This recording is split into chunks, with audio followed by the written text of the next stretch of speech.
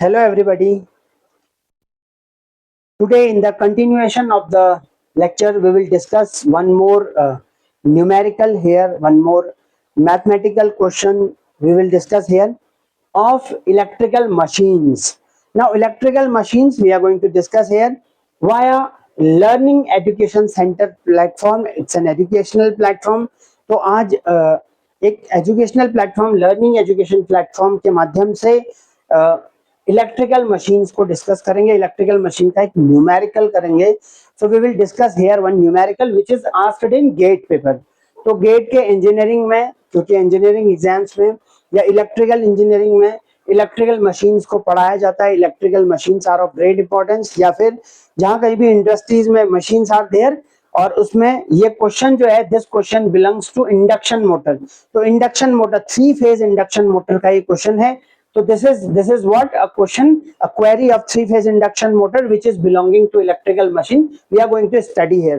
This question asked in GATE 2000 and this is having a question like this. ऐसा question इस तरीके से है कि the power input to a 415 volt 50 hertz.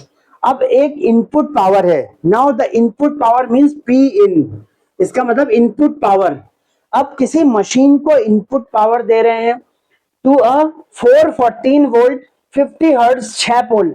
मतलब फ्रीक्वेंसी इज 50 हर्ट्ज और 6 पोल की मशीन है, 6 पोल की मशीन है और 450 वोल्ट वोल्टेज अप्लाइड है. क्योंकि मोटर है तो मोटर में वोल्टेज अप्लाई की जाती है. इलेक्ट्रिकल पावर को दिया जाता है और आउटपुट लिया जाता है mechanical.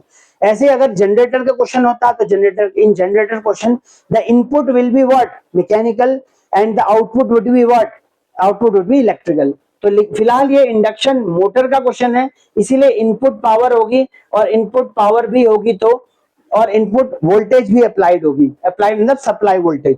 So the power input to a 415 volt 50 hertz 6 pole 3 phase, phase को ऐसे लिखते हैं 3 five induction motor running at 975 RPM is 40 kilowatt.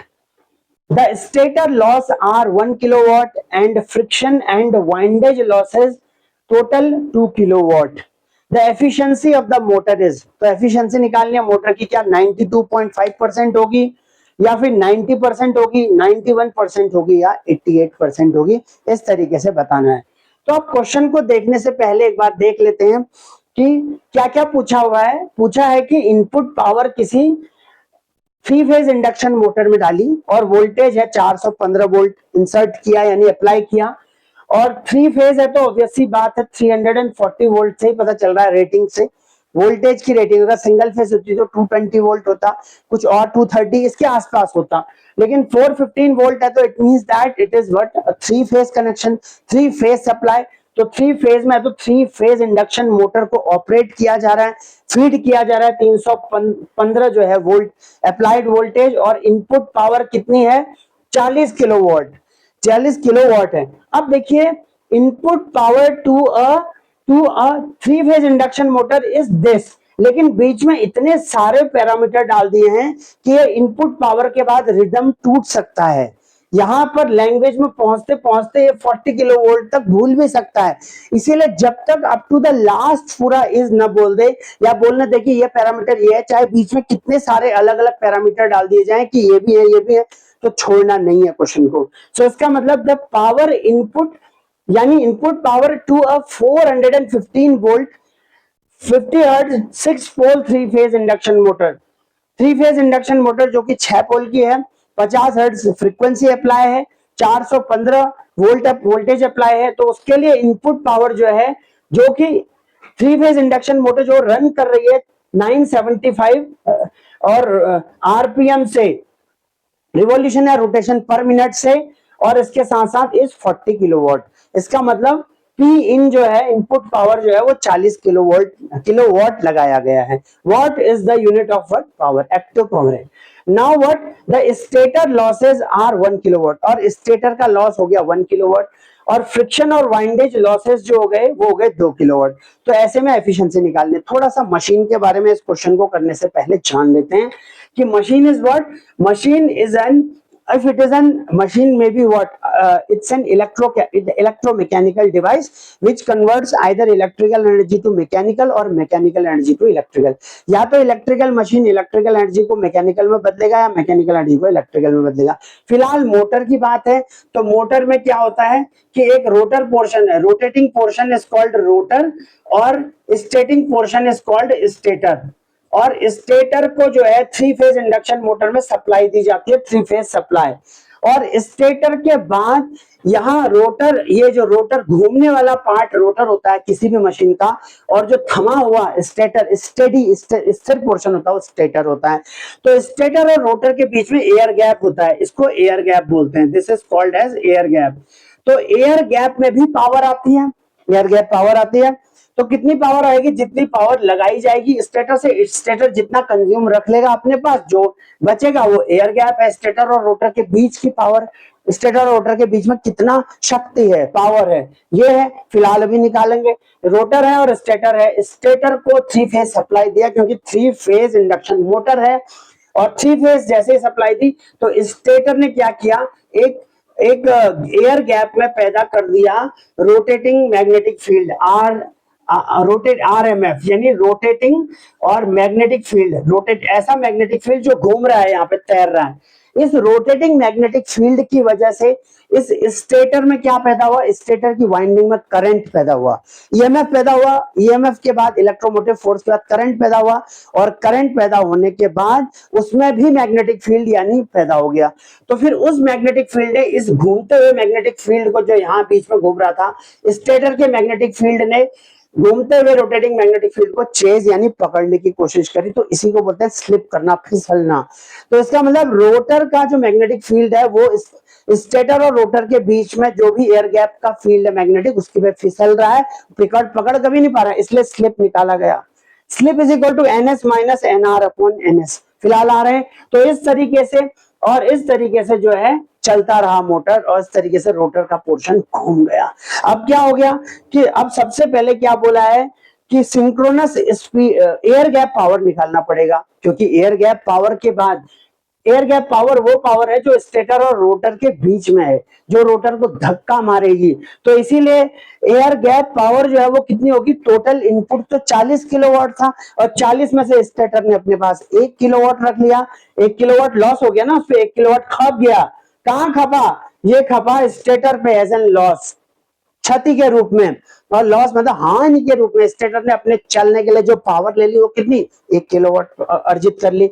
तो 40 में से 1 घट गया 39। अब 39 किलोवाट यहाँ है इसके एयर गैप में बिटवीन स्टेटर एंड रोटर। अब एक क्या होगा, अब सिंक्रोनस स्पीड का फॉर्मूला होता है, सिंक्रोनस स्पीड से घूमता है ये जो रोटेटिंग मैग्नेटिक फील्ड पैदा हुआ है, तो उसको NS लिखते हैं, यानी सिंक्रोनस स्पीड। स्पीड को N से दिखाया जाता है, S फॉर सिंक्रोनस। तो सिंक्रोनस स्पीड का फॉर्मूला होता है 120 F अपॉन P। तो 120 की जगह 120 नंबर है, F क्या है, अप्लाइड फ्रीक्वेंसी। तो फ्रीक्वेंसी हमेशा इंडिया में जो है ऑपरेटिंग फ्रीक्वेंसी 50 हर्ट्ज है, जो कि हर्ट्ज में निकाल, hertz is the unit of frequency. और पोल कितने हैं मशीन के, 6 पोल मशीन है, तो यहाँ रख देंगे। इसको सॉल्व करेंगे तो 1000 RPM। इसका मतलब यह है कि सिंक्रोनस स्पीड जो है वो 1000 RPM। इसका मतलब यह है कि जो रोटेटिंग मैग्नेटिक फील्ड है वो 1000 RPM से घूम रहा है। इसके बाद जो है आप स्लिप निकालेंगे। अब स्लिप निकालेंगे तो स्लिप को S से दिखाया जाता है, S is equal to NS minus NR upon NS।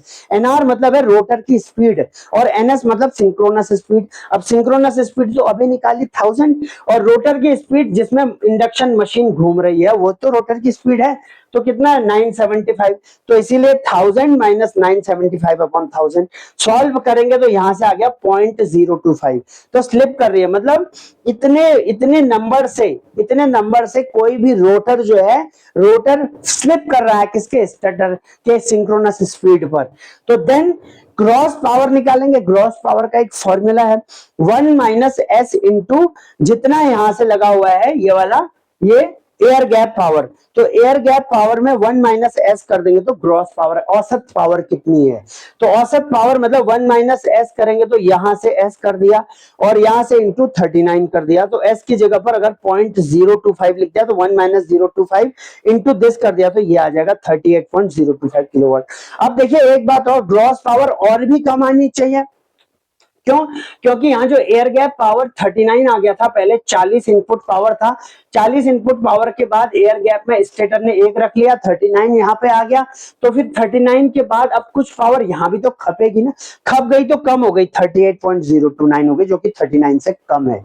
फिर उसके बाद क्या हुआ कि नेट पावर कितनी है, अभी नेट पावर तो 38 पावर जो है, इसमें से कुछ फ्रिक्शन और वाइंडेज लॉस भी है। फ्रिक्शन मतलब जो घर्षण, आपसी द्वंद हुआ, कंपटीशन हुआ आपस में, इस तरीके से। फ्रिक्शन मतलब होता है रोटर को घूमने में कितनी घरघराहट हुई, कितना स्मूथली कम घूमा, ज्यादा झरझराहट हुई। इसका मतलब ये है कि जो रोटर है, rotor is rotating at what least smoother way. तो इसका मतलब जो आराम से चिकने स्पीड में नहीं घूम पाया, फिर आराम आराम से जो है बिल्कुल फिसलते हुए रोटर कम घूम पाया। और भी फ्रिक्शन लॉस और भी तरीके से हो सकते हैं, वाइंडेज लॉस भी है।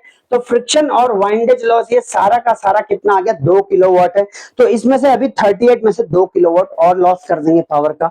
तो अब जो नेट पावर, अब जो पावर आई वो कितनी है, 38.025। देखिए नेट पावर निकालना is very very important. Why it is important, इसलिए जरूरी है क्योंकि जब एफिशिएंसी निकालेंगे तो उस समय नेट पावर होनी चाहिए कि टोटल पावर लास्ट में बची कितनी।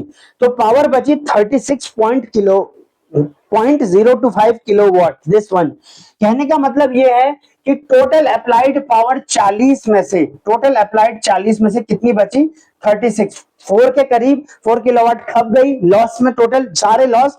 इसका मतलब अब ये एफिशिएंसी का फॉर्मूला होता है, there is an efficiency formula that is called P naught upon P in into 100%।